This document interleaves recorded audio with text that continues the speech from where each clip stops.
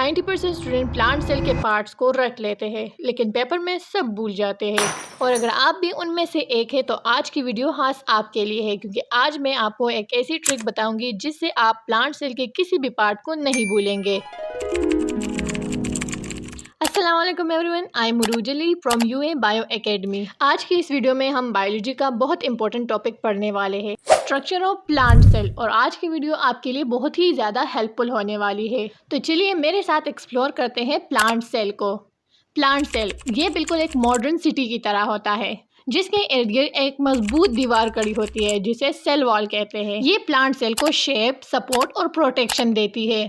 Cell wall के just अंदर एक और लेयर होती है, प्लाज्मा मेम्ब्रेन। ये एक सिक्योरिटी गेट की तरह काम करती है जो डिसाइड करती है कि कौन सेल के अंदर जाएगा और कौन सेल से बाहर निकलेगा। सेल एक जेली लाइक सब्सटेंस से भरा होता है जिसे साइटोप्लाज्म कहते हैं।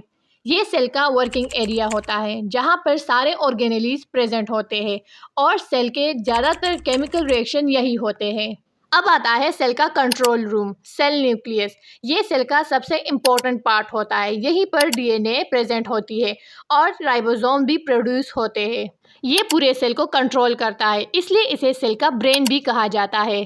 प्लांट सेल में एक यूनिक ऑर्गेनेली प्रेजेंट होती है जिसे क्लोरोप्लास्ट कहा जाता है। इसमें क्लोरोफिल प्रेजेंट होता है जो सनलाइट को एब्जॉर्ब करके फोटोसिंथेसिस के थ्रू प्लांट के लिए फूड प्रिपेयर करता है और इसी वजह से प्लांट को प्रोड्यूसर्स भी कहा जाता है। प्लांट सेल का सबसे बड़ा पार्ट होता है सेंट्रल वैक्यूल, जो एक बड़े वाटर टैंक की तरह काम करता है।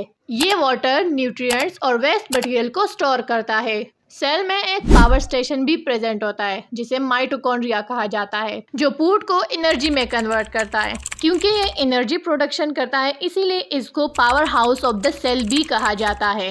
हर सेल में एक फैक्ट्री पाई जाती है जिसे एंडोप्लाज्मिक रेटिकुलम कहा जाता है। इसके एक पार्ट पे राइबोसोम्स अटैच होते हैं, इसलिए इसको रफ एंडोप्लाज्मिक रेटिकुलम कहा जाता है। ये दोनों प्रोटीन की सिंथेसिस करते हैं और उसे सेल के दूसरे हिस्सों तक भी ट्रांसपोर्ट करता है, जबकि इसके सेकंड पार्ट पे राइबोसोम्स अटैच नहीं होते, इसलिए इसे स्मूथ एंडोप्लाज्मिक रेटिकुलम कहा जाता है। ये लिपिड बनाता है और हार्मफुल सब्सटेंसेस को डिटॉक्सिफाई करता है।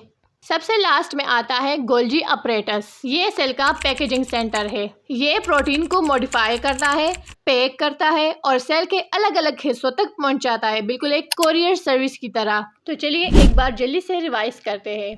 सेल वॉल प्रोटेक्शन और सपोर्ट देता है। प्लाज्मा मेम्ब्रेन एंट्री और एग्जिट कंट्रोल करती है। साइटोप्लाज्म एक जेली लाइक सब्सटेंस है जहां पर सारे ऑर्गेनेलीज प्रेजेंट होते हैं और ज्यादातर केमिकल रिएक्शंस वहीं पर होते हैं। न्यूक्लियस सेल का control centre. Chloroplast food factory है सेल की। वैक्यूल एक वाटर टैंक है और स्टोरेज का काम करता है। माइटोकॉन्ड्रिया एनर्जी प्रोडक्शन करता है, power house of the cell है। राइबोसोम भी प्रोटीन की सिंथेसिस ही करता है। एंडोप्लाज्मिक रेटिकुलम सिंथेसिस और ट्रांसपोर्ट दोनों का काम करता है। गोल्जी अपरेटस पैकेजिंग का काम करता है। बायोलॉजी को आसान तरीके से समझने के लिए अभी इस चैनल को सब्सक्राइब कर दे।